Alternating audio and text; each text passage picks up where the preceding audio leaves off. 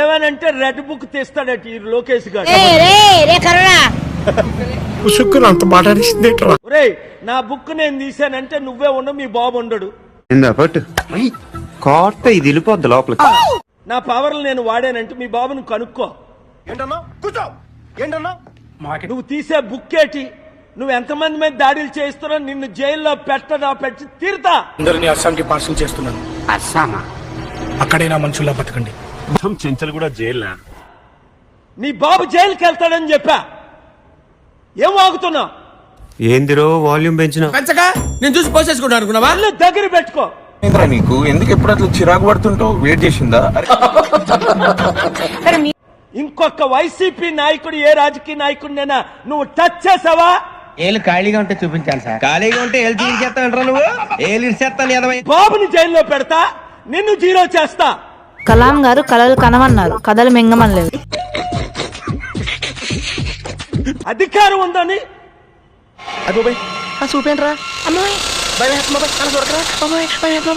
పిచ్చోళ్ళకి behave చెయ్యొద్దు.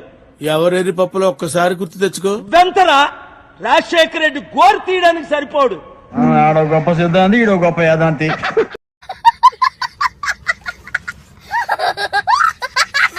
మీ నాన్న రాజశేఖర రెడ్డి ముందు భయపడేవాడు.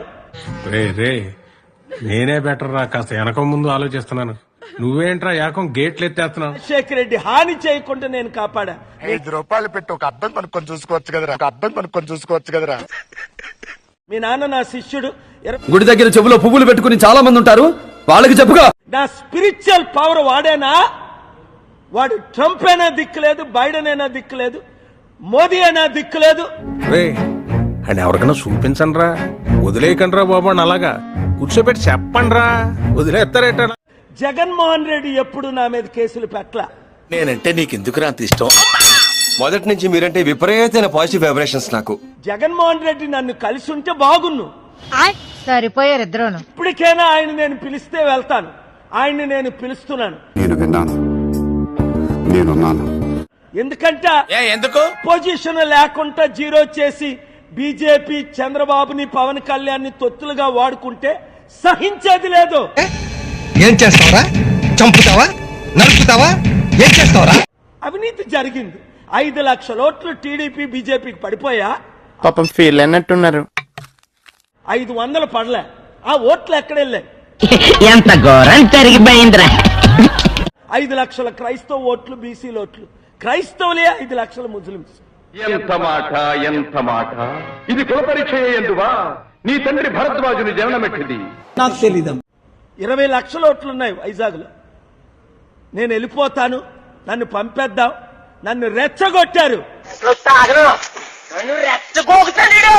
తేల్చుకుంటాం ప్రతి ఒక్కడితో.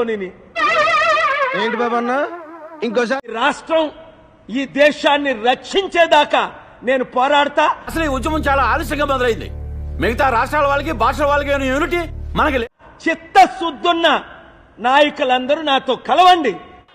అది ఉండాలంటే ఎంతగాడికి ఉందంటారా లేదంటారా? అంబేద్కర్ ఆశయాలు నెరవేర్దాం. ఈ ప్యాకేజ్ స్టార్లైనా నీలాంటి యూజ్లెస్ ఫెలో తప్ప ఎవడు అలాంటి మాట. ఈ పంచింగ్ పలక్నామాకే పంచా చెప్తా. ఈ పవన్ కళ్యాణ్ ని, ఈ చిరంజీవిని, వీళ్ళందరినీ మర్చిపోదాం. మాట్లాడండి. ఈ శర్మిలాని మర్చిపోయి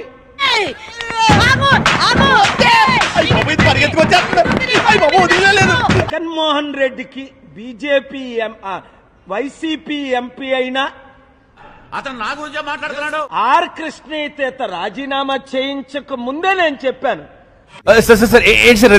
ఆర్ కృష్ణని బీజేపీ తొత్తుగా వాడుకుంటారు అని. మా సార్ ఇంత ఇంటెలిజెంట్. జగన్మోహన్ రెడ్డి రూపాయి తీసుకోకుండా ఆర్ కృష్ణకి 500 కోట్లు విలువైన ఎంపీ రాజ్యసభ సీట్ ఇస్తే ఎవరు చూడలేదు కదా, కోళ్ల పందాలు చూసినట్టు చూస్తున్నారు బాబా. అప్పుడు జగన్ ను ప్రశంసించాడు. Okay, we will meet in the next class. బయటికి పోతే సిక్కిజం ను అనుసరిస్తాను, సిక్కిజం ను నేను గౌరవిస్తాను. అటు చూడండి. దీనికి మీరు ఏమంటారు సార్? జగన్ నా మతం ఏమిటని అడుగుతా ఉన్నారు. నా మతం మానవత్వం. సార్ వీడిని ఏం చదవటారు సార్? చెప్పు తీసుకొట్టండి సార్.